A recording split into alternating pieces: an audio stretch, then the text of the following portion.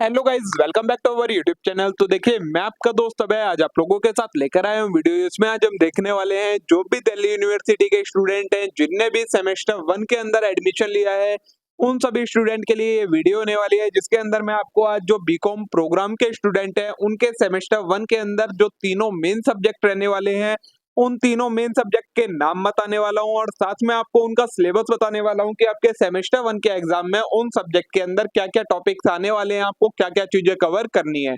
तो बिना देर किए शुरू करेंगे हम अपनी आज की वीडियो। आज की वीडियो में हम देखने वाले हैं बीकॉम प्रोग्राम वाले स्टूडेंट्स के लिए। नेक्स्ट वीडियो आएगी उसमें बीकॉम ऑनर्स वाले स्टूडेंट का भी सिलेबस मिलेगा। आप चैनल पर चेक कर लीजिएगा, रिसेंट वीडियोज में आपको वो वीडियो अपलोड मिल जाएगी। तो चलिए बिना देर के शुरू करते हैं हम अपनी आज की वीडियो। लेकिन अगर आपने अभी तक चैनल को सब्सक्राइब ना करा हो तो चैनल को जरूर सब्सक्राइब कर लेना, वीडियो को लाइक करना मत भूलना, अपने सभी दोस्तों के साथ शेयर करना मत भूलना। तो देखिए, जो पहला सब्जेक्ट रहने वाला है सेमेस्टर 1 के बीकॉम प्रोग्राम के स्टूडेंट का, वो रहने वाला है आपका बिजनेस ऑर्गेनाइजेशन एंड मैनेजमेंट का सब्जेक्ट।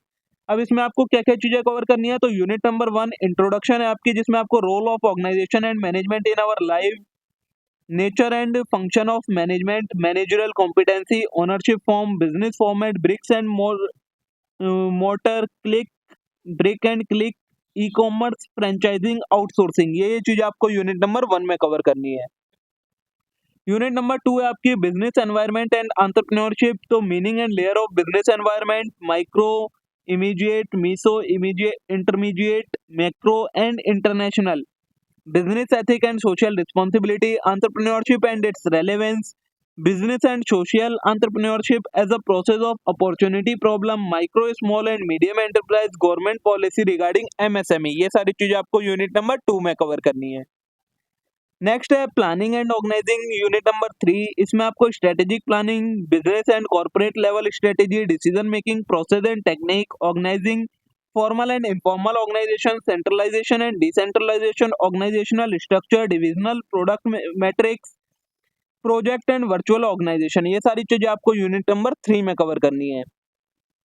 यूनिट 4 है आपकी डायरेक्टिंग एंड कंट्रोलिंग। तो motivation, needs including Maslow theory, incentive, equity and two factor theory, Herzberg, McGregor theory, X and theory Y, leadership, leadership style, transactional versus transformational leadership, followership meaning, importance and Kelly's followership model, communication, new trend and direction, role of IT and social media, controlling, technique of controlling, relationship between planning and controlling, ये चीजें आपको unit number 4 में cover करनी है।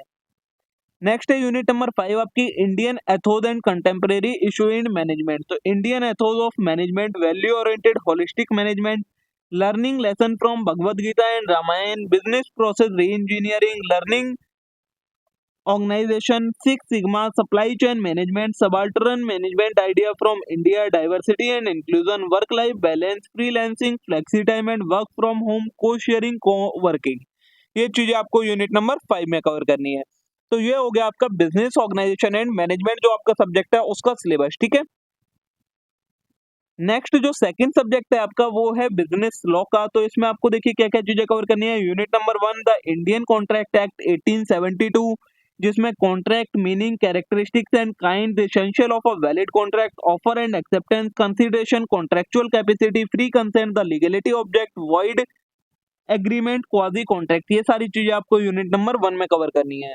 Unit 2 है discharge of contract and remedies for breach. इसमें आपको mode of discharge of contract, performance of contract, mutual agreement, supervening impossibility, lapse of time, operation of law, breach of contract, remedies for breach of contract, recession, suit for damage, quantum merit, suit for specific performance, suit for injunction, ये सारी चीजें आपको unit number 2 में cover करनी है।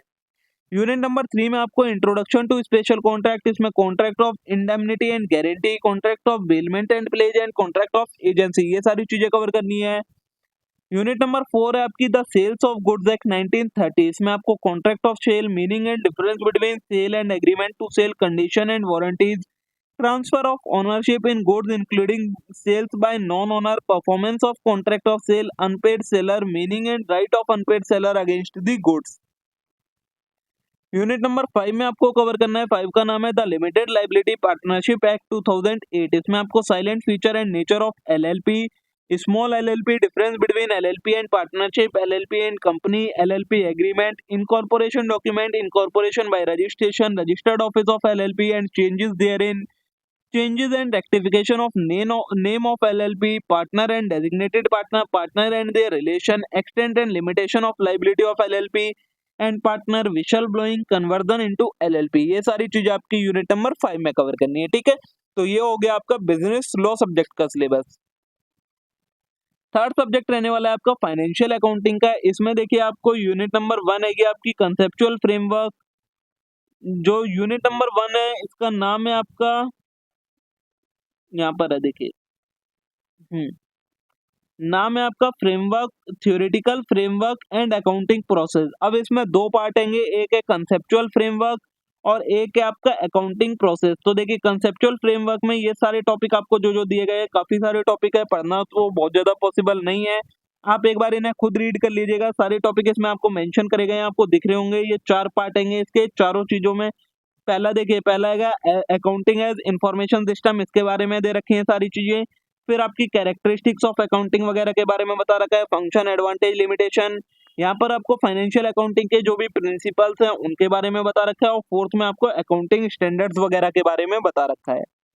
फिर accounting process में आपको from recording of business transaction to preparation of trial balance, adjusting, transfer and closing entries, ये सारी चीजें आपको यूनिट नंबर 1 में कवर करवाई जाएगी। यूनिट नंबर 2 है आपकी business income, accounting for property, plant and equipment and valuation of inventory.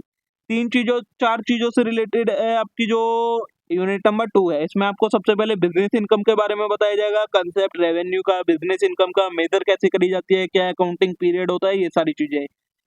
Second part में बताया जाएगा revenue recognition as per AS 9, accounting standard 9 के अकॉर्डिंग रेवेन्यू रिकॉग्निशन कैसे होता है उसके बारे में। थर्ड पार्ट है आपका accounting for PPE, property plant and equipment, accounting standard 10 के अकॉर्डिंग उसकी क्या अकाउंटिंग होती है, वो सारी चीजें बताई जाएंगी। और फोर्थ पार्ट में आपको valuation of inventory as per accounting standard 2 के अकॉर्डिंग ये सारी चीजें करवाई जाएंगी। ठीक है, यूनिट नंबर 3 आपकी financial statement of sole proprietorship and NPO। इसमें आपको फाइनेंशियल स्टेटमेंट बनानी है सोल प्रोप्राइटरशिप की और NPO की। यूनिट नंबर 4 है accounting of inland branch, department and लीजेस। जो आपकी यूनिट नंबर 4 है वो आपकी इनलैंड ब्रांचेस के बारे में, डिपार्टमेंट और लीजेस के बारे में है। ये तीनों की अकाउंटिंग आपको कवर करनी है। यूनिट नंबर 5 है आपकी कंप्यूटराइज्ड अकाउंटिंग सिस्टम, जो कि एक पूरी थ्योरेटिकल यूनिट है, जो कि कंप्यूटर के थ्रू अकाउंटिंग कैसे करी जाती है उसके बारे में आएगी पूरी आपकी ये यूनिट। थ्योरेटिकल कंटेंट है सारा, ये टॉपिक आपको कवर करने हैं। ठीक है, तो ये हो गया आपका थर्ड सब्जेक्ट का भी सिलेबस कंप्लीट। तो देखिए दोस्तों, इसी के साथ आपके जो तीनों मेन सब्जेक्ट थे उनका सिलेबस मैंने आपको बता दिया है, सारी चीजें एक्सप्लेन कर दिया है। होप सो आप सभी के लिए वीडियो यूजफुल रही होगी। वीडियो अच्छी लगी हो वीडियो को लाइक करना मत भूलिएगा, चैनल को जरूर सब्सक्राइब कर लेना इस टाइप के और कंटेंट के लिए। अब हम मिलते हैं नेक्स्ट वीडियो में। Thank you.